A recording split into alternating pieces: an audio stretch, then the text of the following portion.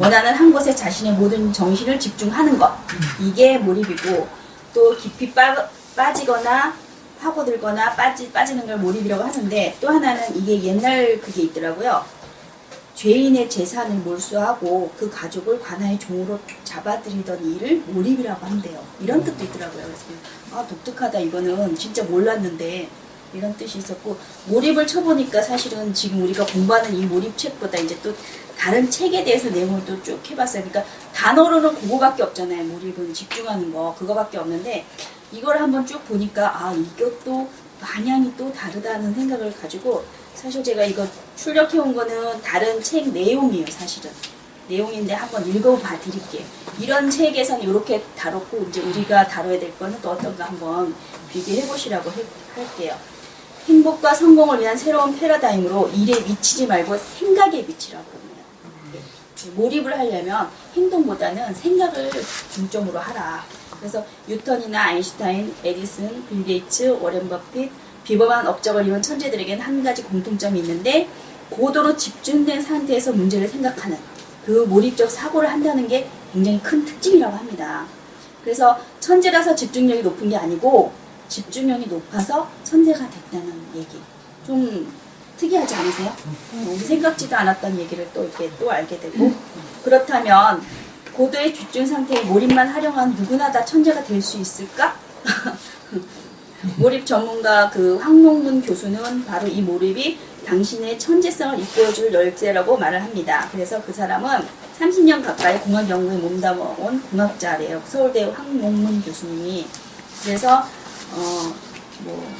이 어려운 하전된 나노 입자 이론으로 최우수 논문상을 수상한 과학자이며, 1990년부터 몰입적 사고를 하며 연구를 수행했고, 그때의 경험이 그의 삶을 180도 바꿔놔서 이 저자는 몰입이 잠재된 우리 두뇌 능력을 첨예하게 일깨워서 능력을 극대화하고 삶의 만족도를 최고로 끌어올리는 방법이라고 이야기합니다. 그래서 여기서 말하는 몰입에 대해서는 또 이제 좀 더 구체적으로 들어가는데, 설문조사를 또 했대요. 30대 직장인의 88%가 아무래도 인생이 잘못 굴러가고 있는 것 같다는 생각을 하고 있대요. 5명 중에 2명은 만성 우울증, 10명 중에 1명만이 현재 생활에서 행복을 느낀다고 합니다. 여러분들은 행복을 얼마만큼 느끼시나요? 가장 큰 원인은 대부분의 사람들이 지금 하고 있는 일, 지금 처한 현실에서 행복을 찾지 않으려고 하는 데 있답니다.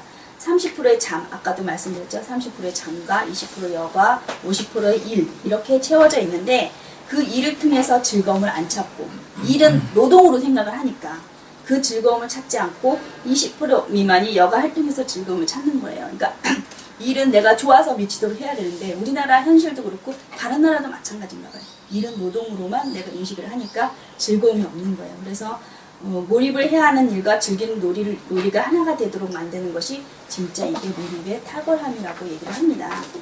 그래서 이제 여기 예가 하나 있는데요. 그 스스로 뉴턴의 미분을 풀어낸 중학생부터 그 마이크로소프트, IBM, 3M의 몰입 경영까지 진짜 1%가 되게 하는 그 몰입의 위대함을 이렇게 더 일깨워줬다고 합니다. 그 몰입에 대한 거를 진짜 1%는 그 몰입을 어떻게 했는지 그거를 우리가 좀 더 생각을 해봐야 되고 따라가야 되지 않나, 그렇게 생각을 하고요. 몰입 상태에서는 자신감이 솟구치며 호기심이 극대화되는데, 평소에는 어렵게만 느껴지던 어려운 문제들이 쉽게 풀리고 삶의 만족도 또한 높아집니다. 이러한 경험을 바탕으로 몰입 상태는 두뇌 활동이 극대화되고 가장 빠른 속도로 사고력이 발전한다는 결론을 내리고,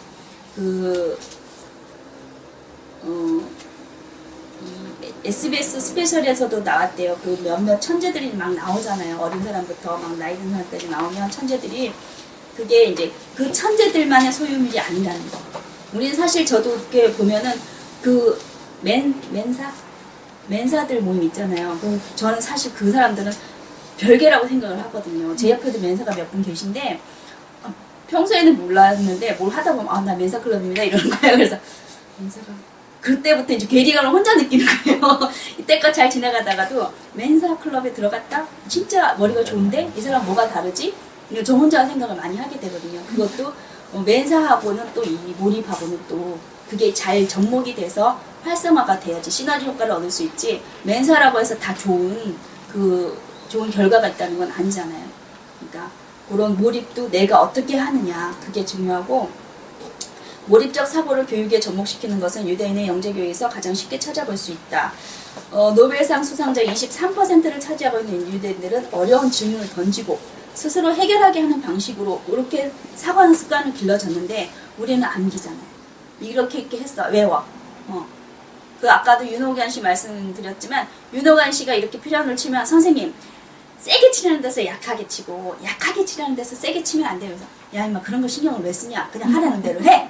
선생님이 그런 사고를 한다는 거죠. 그래? 그러면 한번 해볼까? 느낌이 어떤가? 우리 해볼래? 이게 아니온 거예요. 지금은 선생님들한테 그런 질문을 하면 그럴 거예요. 아, 세게 하는 데서 역하게 한번 쳐볼까? 느낌이 어때? 이게 지금은 되는데, 윤영환 씨 연배가 우리랑 비슷해요. 60년대였기 때문에 그때는 그게 받아들이지가 않는 거죠. 특히 저희 엄마는 지금 70세가 넘으셨는데 초등학교 때 지붕을 빨간색 파란 거를 색을 막 칠했대요. 그랬더니 선생님이 막 쥐어봐가면서 이 녀석아 빨간색 파란색 지붕이 어딨어? 그러면서 혼났대요. 미술 시간에. 그거를 얘기를 하시더라고. 옛날에는 비었지. 검은 지붕이었지. 어디 빨간색 파란색이 있냐고. 지금 같으면요, 진짜 이쁘다. 이렇게 빨간 파랑 이렇게 해놓으니까 이쁘다 그랬을 텐데, 그 시대 상황에서는 구박을 받은 거예요. 저희 엄마도. 그러니까 사고를 전환시키는 거를 받아들이지 못하고 그저 그 틀에 맞춰서만 교육을 했기 때문에 우리나라가 노벨상을 많이 못 받은 것 같습니다. 예, 그래서 유대인의 교육에서는 진짜 그거를 스스로 해결하게끔 하잖아요. 그래서 그 스스로 사고하는 습관을 만들었기 때문에 지금 노벨상을 많이 받게 된 거죠. 그러니까 지금은 우리나라도 교육이 많이 바뀌었어요. 초등학교 때도 보면 팀워크로 많이 하거든요. 조별로. 중학교 때도 그렇게 해서 시험을 주고 토론하는데, 저희가 지금 배운 디베이트도 그런 거예요. 소통을 하자는 거죠. 소통을. 그냥 내 머릿속에 그냥 지식 집어넣고 빼는 거 아니고, 진짜 사고를 해서 당신 생각 어떻고 내 생각이 어떻고, 그러면 우리가 이거 중간으로 잘 잡아서 그럼 맥을 이렇게 집어가자. 네. 앞으로 우리가 해야 할 상황이 이렇게 가자고 서로 소통이 돼야 된다는 거죠. 그러니까 몰입도 이게 제가 이렇게 생각해보면 몰입하는 과정도 다 소통을 해서 같이 하는 게 더 좋을 것 같더라고요. 그러니까 혼자서는 내가 하고 싶은 거 뭐 어째도 되지만, 그래도 밖에 하고 눈을 돌려서 밖에 사회랑 나랑 접목을 시켜야지 혼자서는 절대 안 된다는 생각을 하거든요. 그러니까 지금 제 아들이 지금 뭐 사물놀이를 하고 전공을 해서 그쪽에 지가 몰입을 한다 해도, 옆에서 어느 선생님이 좋고 어느 학교가 좋고 이런 소스가 안 들어가면 혼자 고립돼 있잖아요. 그죠? 고립돼 있어요. 정보가 이렇게 들락날락 해야 되거든요.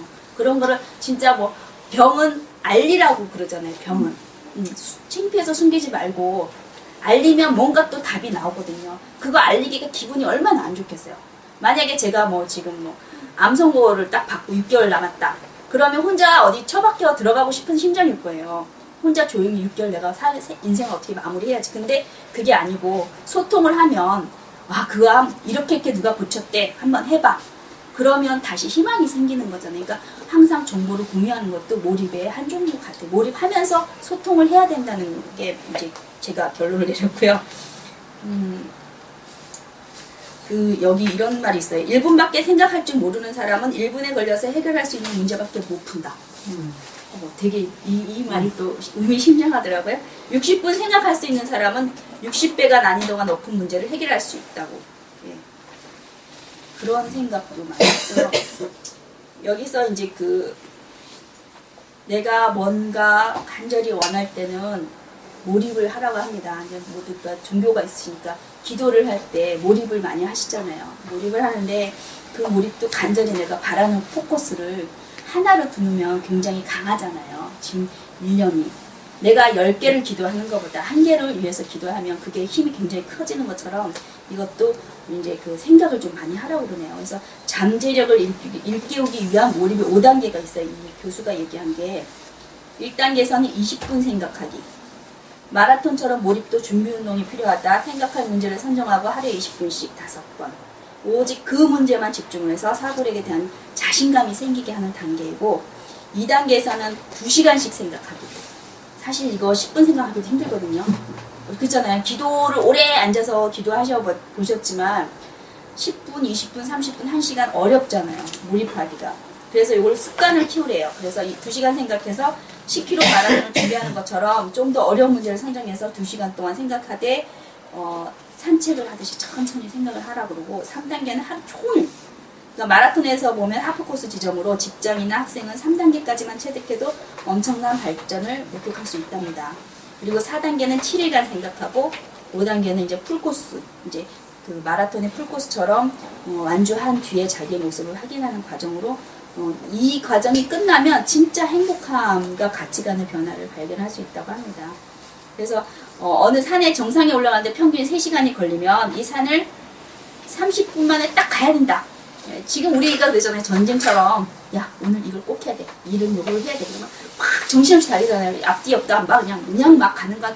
그걸로. 그러면 그 산행 30분 만에 끝내야 된다는 그 압박감 때문에 진짜 힘든 산행이 되는데 30분짜리 코스라도 내가 여유롭게 가면서 돌멩이도 새로 나온 거 있으면 보고 잡초도 보고 지나다니는 뭐 다람쥐 청설모도 보고 천천히 나뭇잎도 만져보고 냄새 맡아보고 꽃도 그렇게 해서 4-5시간에 걸쳐서 천천히 산책한다는 기분으로 하면 진짜 바뀌잖아요. 똑같은 상황인데도 바뀌는 거예요. 내가 생각을 어떻게 하느냐에 따라서.